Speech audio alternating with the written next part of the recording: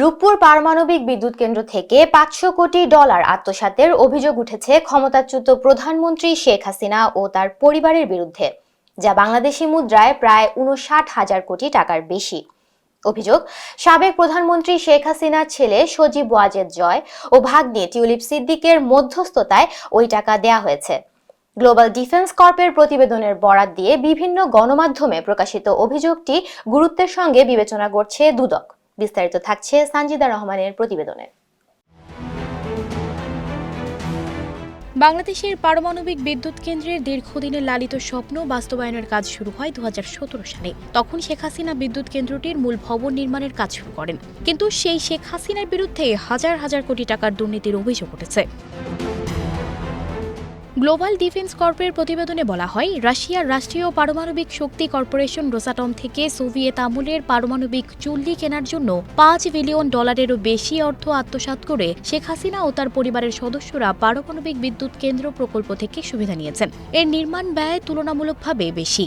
এর নির্মাণ ব্যয় ধরা হয় $1,265 কোটি।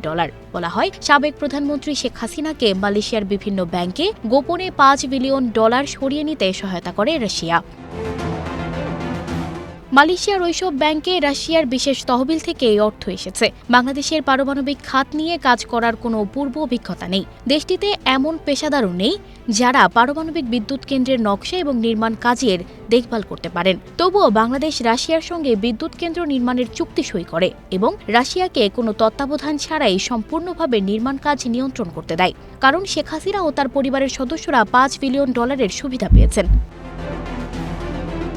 গণমাধ্যমের প্রতিবেদনে দেখা যায়, বাংলাদেশ ও রাশিয়ার মধ্যে বিতর্কিত এক মধ্যস্থতা করেছেন টিউলিপ সিদ্দিক।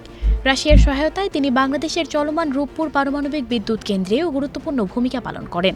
আর এই মধ্যস্থতার বিনিময়ে পাচার করা অর্থের 30% পেয়েছেন টিউলিপ, শেখ রেহানা ও পরিবারের কয়েকজন সদস্য। 2013 সালে রাশিয়ার প্রেসিডেন্ট ভ্লাদিমির পুতিনের সঙ্গে শেখ হাসিনার সাক্ষাতের সময় সঙ্গী ছিলেন টিউলিপ সিদ্দিক। গ্লোবাল ডিফেন্স কর্পের দাবি, সে সময় ঢাকা মস্কোর $1 বিলিয়ন অস্ত্র চুক্তির মধ্যস্থতাও করেন তিনি।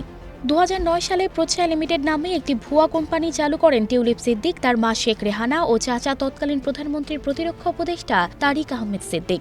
যুক্তরাষ্ট্রেও জুমানা ইনভেস্টমেন্ট নামে তাদের একটি কোম্পানি রয়েছে বলেও প্রতিবেদনে বলা হয়েছে। গ্লোবাল ডিফেন্স কর্পের দাবি, এই কোম্পানির মাধ্যমে বিভিন্ন দেশের অফশোর অ্যাকাউন্টে অর্থ পাচার করতেন শেখ হাসিনা। তাদের এই কোম্পানিটি ডেস্টিনি গ্রুপ নামে একটি চিটিং ফান্ড কোম্পানির সঙ্গে যুক্ত হয়ে যুক্তরাজ্য সহ বিভিন্ন দেশে প্রায় $900 মিলিয়ন পাচার করেছে। সানজিদা রহমান, প্রবাস খবর।